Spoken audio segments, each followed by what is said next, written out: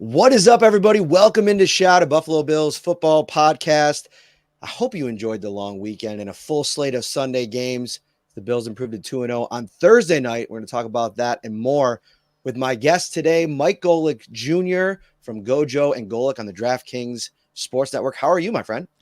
Doing well, yeah. I'm sure you guys enjoyed it. You got the thumping out of the way on Thursday night and got to enjoy one of the more chaotic 1 o'clock windows we'll see all year. Really? I mean, I think that, I'm on the other side of things because covering the team, it's kind of like just a nice day to kind of chill away from the work of it. Going down to South Florida is always a nice little trip. I kind of wish they did it in November or December between me or you, get away from the Buffalo weather for a few days. But we're going to get into so much about the Bills, Dolphins, the AFC East, the AFC. We're going to get into all that in a little while. But I got to tell you, today is brought to you by Tops Friendly Markets. Rush to the Tops Red Zone. Get game day ready with Tops. Score big savings, winning recipes, and everything you need for the ultimate game day experience. Head to the Tops Red Zone in-store for all your game day's essentials and let Tops take care of you on game day. All right. I went back and listened to a couple season primers from Gojo and Golic. Kind of wanted to get a sense with where you guys were at with the Bills, with where you were at with the AFC East, because to me, that's been the biggest interesting part of the offseason is how much people have risen on the Jets and how much people have descended on the Bills. You kind of stayed pretty steadfast in your belief in the Buffalo Bills. I want to start there, and I want to say, what made you believe they were still going to be the team that I think through 2 weeks have shown to be?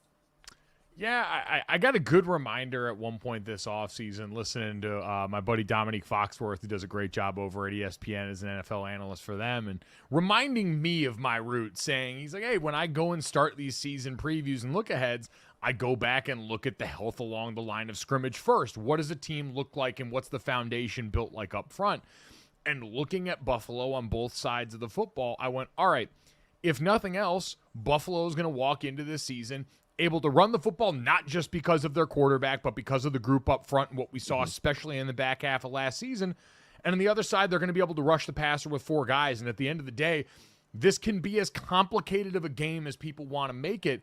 But ultimately, those two teams, especially when it gets to December, January, the February football everyone hopes to play, those are the things that can help separate you amidst the chaos and things that come up with injury that's obviously become a factor with Buffalo already, especially on one side of the ball. So I just felt like that foundation coupled with one of the three best quarterbacks in the NFL in Josh Allen makes for a pretty good recipe for consistency versus a team in the Jets where, yeah, there's a lot to be excited about, but man, we're asking a bunch of things to come together, especially in the organization that is the New York Jets that's gone and crushed a lot of hope in the past, where I'm like, yeah, no, Buffalo does seem like the much more stable commodity of the ones we're talking about. I think you make a lot of great points there, and I think it's interesting how much people devalue elite quarterbacks not named Patrick Mahomes. Like when you still have that guy, it becomes easier to envision what it's going to look like. And I was in the locker room every single day last year, and Stephon Diggs personally was one of my favorite people to go up and talk to. He was always animated, charismatic. He was actually really good with the media for the most part. There were weeks when he didn't want to talk, but when he did talk, he told the truth. And from my perspective, I like that. But I did feel like by the end of the year, dating back to the Cincinnati explosion on the sideline where his arms were raised at Josh Allen, both of those players needed a reset button, a new start, like the freshness that comes along with, for Josh Allen, this now third iteration of the team where it truly is his team. How important do you think that is for Josh Allen to be able to, in year 7 now, take command of this team where maybe he wasn't truly able to do it with Diggs still on the roster? Yeah, and I think that's less about like Diggs and his person. Like, don't get me wrong, there was plenty of smoke around that fire. And like you said, you were in it and saw it every day.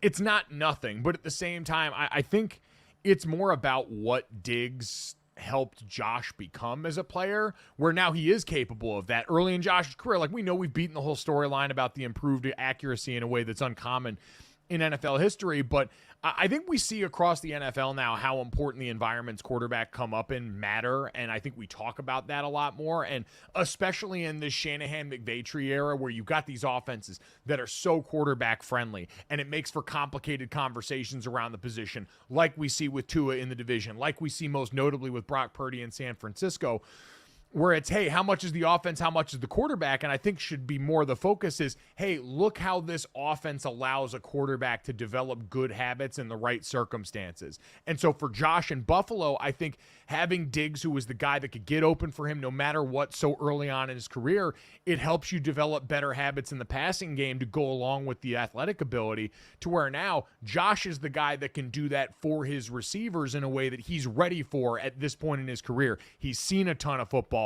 He's made that switch in the way defenses play, him and Pat and Burrow taking away the big plays to say, all right, now, even though I want to make the big play and I'm capable of it, I understand that can't always be the way I subsist. So I think the maturity of Josh Allen, the football player, that came in part because of what Diggs did to that offense, now has them in a place to be able to absorb that. Absolutely. Brandon Beane made such a, I don't know, he took a chance with the way that he remodeled this roster in the offseason, right? Like moving on from Trey White, Jordan Poyer, Micah Hyde, who's kind of still lingering out there, and kind of doubling down at what he has on the roster on the defensive line. Ed Oliver, Greg Rousseau, who's had a great start to the season. And now what we've seen through the first 2 weeks is like the reclamation of Von Miller to a degree. And we'll see how much that they can sustain that.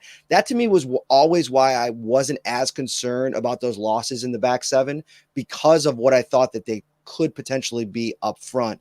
What have you made of this new look Bills defense that really frustrated the Miami Dolphins on Thursday Night Football? Yeah, I think it's twofold. Is one, and I think this is probably more for Trey at this point, like a lot of our, especially at the national level, I think the way that people perceived some of those names lost in the Buffalo defense was dated software. Like we saw Trey White the other day against Arizona. Like that's not the same player. Unfortunately, injury robbed Trey of a lot of, the ability that made him such a force at that position for so long. And you hope he can regain that because he was such an impact player. But, the combination of lower body injuries there, and just guys that had been getting already injured, had been off the field a bunch for Buffalo during some of the critical moments the last couple of seasons. And then I just think the general defensive structure and play calling from everybody on that side, which obviously starts with Sean McDermott, but Bobby Babich and the job that they've done creating defensive game plans and executing. I've been impressed with what that group has done there. And especially in the middle of the defense, Taylor Rapp and DeMar Hamlin came into the season with the bullseye firmly on them because they were new guys coming up that many people weren't sure were they ready for that role. But then now to see what's happened at linebacker and the way that during the body of that game, Bale Inspector and Dorian Williams both stepped up big time with the injuries, Milano before the season and then Terrell Bernard during that game. I was really impressed with what those guys were able to do, not just going out there and like holding on for dear life, but being guys that contributed meaningfully. Yeah, and it's going to be interesting to see how they continue to be able to fill those holes, because Taron Johnson has a little bit of a runway here. Yeah. We'll see. They didn't put him IR. That's really on IR. That's really good news. Terrell Bernard, they're thinking about that possibility this week. We'll see how further evaluation pops up there. But McDermott finds a way to get guys that he can just plug in. I mean, Bale Inspector was a guy, as somebody that's super close to it, I was on the fence about at the 53-man roster cutdown decision, because he's had this inability to stay healthy over the course of his career. He's had a couple of early opportunities. He filled in for, I believe it was Milano, got hurt last year, got hurt in training camp again this year. But given the opportunity, he takes advantage of that. The two UB kids, Cam Lewis, Jamarcus Ingram. Do you think that Sean McDermott, it's amazing, like even within the fan base, his seat always seems to be a little bit lukewarm for a percentage of the fan base.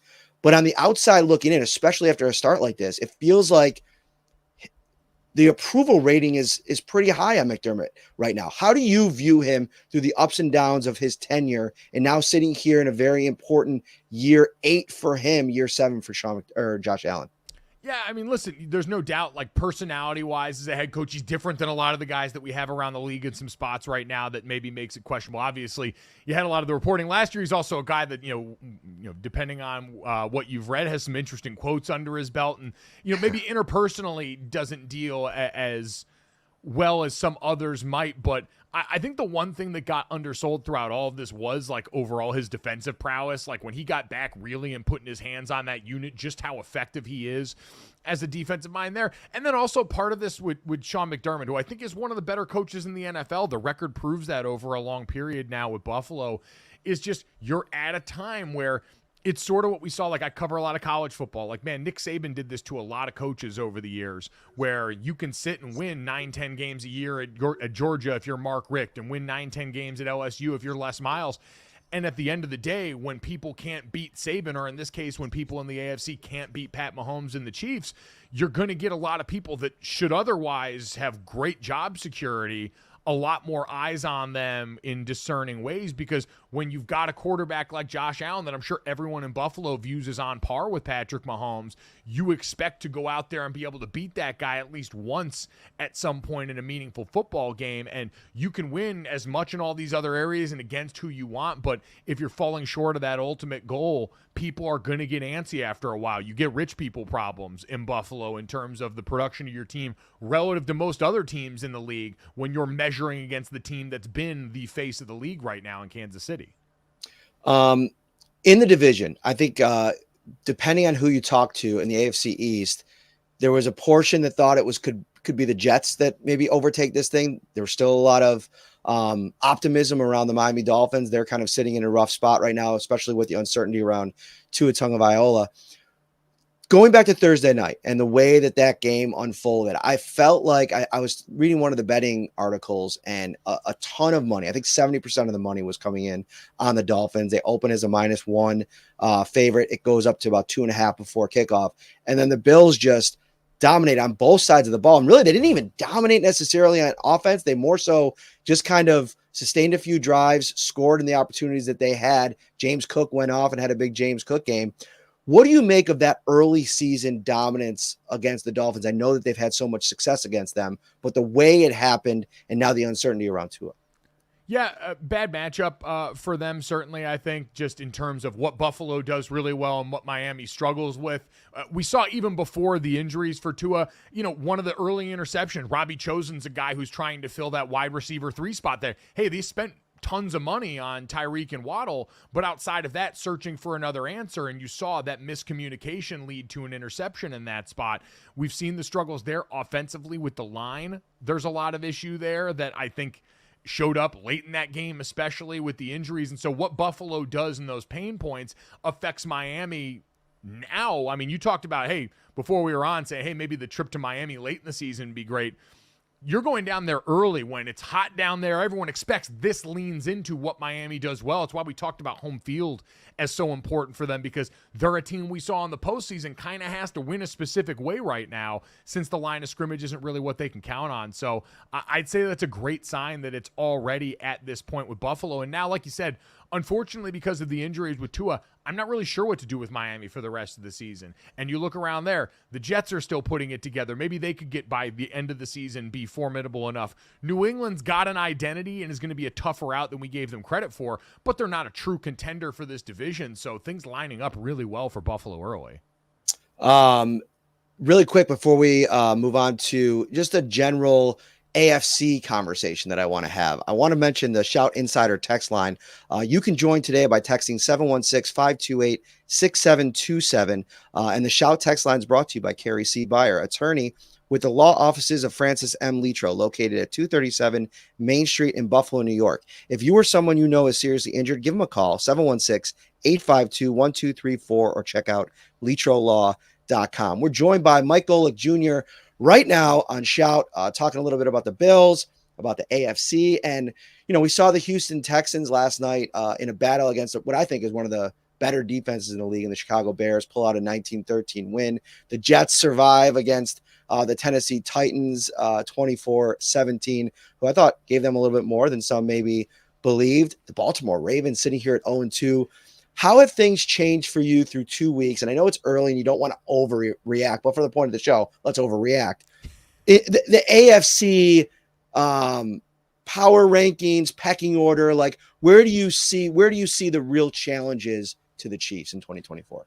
Yeah, I think, Baltimore is interesting because you look at their next couple of games, like before they get to you guys, they play the Dallas Cowboys, and then you've got a division game against Cincinnati. So it's a really tough stretch for a team that's been off to a tough start. I saw Bill Barnwell say their defense has given up more plays over 25 yards in 8 than I think all but they have the third most in the NFL and had the third least last year. So a marked departure in the standard defensively, while the offense has got to try and figure out things around their offensive line right now instead of through. We saw that most notably in that matchup against the Chiefs. So I worry a little bit about them, even if I think they've got all the pieces to be a team. And this is kind of the same for them and Cincinnati. You've got the pieces to make life difficult for Kansas City, because that's really what the AFC conversation's about, is who do we think has the best chance of dethroning the champions right now. And for Cincinnati, they showed, hey, matchup-wise, even though we still are having some issues against the run, we hold up on the back end really well against them. You have that mentality where they've seen themselves beat the Chiefs enough times to walk in with the confidence to say, Jamar Chase, we're the team to beat in the AFC. And so I think both of those teams, I still, because of the past standard, am willing to write off a bit of a slow start. Houston's the one that's interesting for me right now. Through 2 games, they found a way to win in different ways, right? Week 1, it was this rushing attack that they went out and spent with Joe Mixon on to try and improve, paid big dividends right out of the gate. And then last night, you get a game against a Bears defense that looks great through 2 weeks and looked great down the backstretch of the season last year. Joe Mixon gets banged up, so that rushing attack goes away, and then Nico Collins steps up, and even in a room that's got Diggs in it now, still the clear number 1 receiver in that room. So I think through the first couple of weeks, they're the one that probably, I would say, has the best opportunity, especially if their defense is going to keep playing the way they played last night. James Cook is a player that I want to talk to you a little bit about. If you could take me back a little bit to the draft process, because I think one of the really early takeaways on the Bills selecting James Cook was, can he be an every down back in the league? And we've seen him last year. I mean, he really took off, finished 4th in the league in rushing. And I think one of the points that Ryan and I made on this show is that everybody was talking about Dalton Kincaid, rightfully so, Keon Coleman, Khalil Shakir, all these different weapons. To me, James Cook felt like the biggest possibility or the highest upside to replace the star power of Stephon Diggs in the offense. And I think we saw a little bit of that the other night, how he can be a weapon in the passing game. I still don't think Joe Brady has really scratched the surface of what he can be in the passing game. How has James Cook, over these 2 seasons now, I know he's been in the league 3 years, his production met up with what you thought he was going to be in the league? And what do you think are the possibilities for him this year? Yeah, I think he's a guy with a pretty high ceiling because he's got the tools in all areas of the game. The thing I just couldn't predict was that Buffalo was going to change so much of how its offense shaped. And obviously part of that is, listen, last year, halfway through the season, you had a completely different coordinator who seemed to adopt a different philosophy when it came to their downhill running game. But the fact that they have gone to that now and made him the feature was something that I didn't anticipate in an offense that had started out like a lot of these other offenses in Kansas City and other places and had to sort of reshape their identity a bit. And so he comes along at the right time where, hey, you are moving on from some of the pieces that have made your receiver room so productive. Hey, you do have all of this veteran presence returning on the offensive line up front, and you've got a guy in the backfield that's such a capable off-speed pitch to what Josh brings you. I mean, when you think about it, Josh is the much more physical thumper of the two. If you're a second-level defender, meeting Josh Allen in the hole or in the open field, a lot different prospect than tackling James Cook, who does have some of that more dynamic ability to his game. So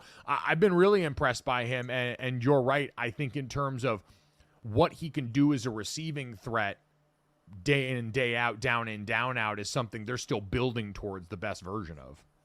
In the receiver room, this is one other thing that I want to talk to you about, because you look at the target share, even last week against Miami, it was a little bit different the week before, but for the most part, it is spreading the ball around. That's like the mantra within the building. But the one takeaway I had from this last week, 5 targets for Khalil Shakir, 4 targets for Dalton Kincaid, 9 catches on 9 targets. The reliability in the passing game for Josh Allen in those two guys, it's super high. Then you have the rookie Keon Coleman, who makes the big splashy play in week 1, goes into this game, leads all receivers in snaps, 91% of the snaps against the Dolphins, only 1 target and no catches. I think this is one of the things that you feared on Coleman, like maybe a boom or bust situation, especially early on, very young player. How did you evaluate him, and how do you feel like his seasonal arc is going to play out here, along with Josh Allen in this wide receiver room?